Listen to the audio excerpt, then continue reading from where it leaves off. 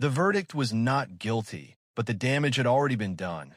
Therefore, freedom arrived late. But 6 months earlier, bail was set at $50,000 without proof. Therefore, punishment came first. Given the circumstances, this court sets bail at $50,000. But the judge called it caution. Therefore, caution moved only in one direction.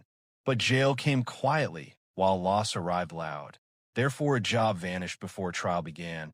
But the law said wait while waiting cost money. Therefore, poverty became a sentence. But the public defender didn't argue.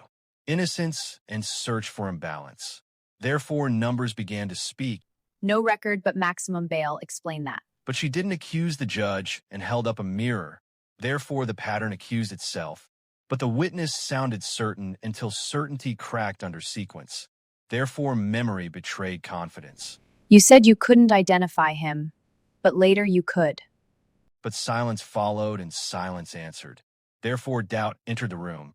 But the jury corrected the case while the system exposed itself. Therefore, justice arrived incomplete. But the judge followed the law and avoided reflection.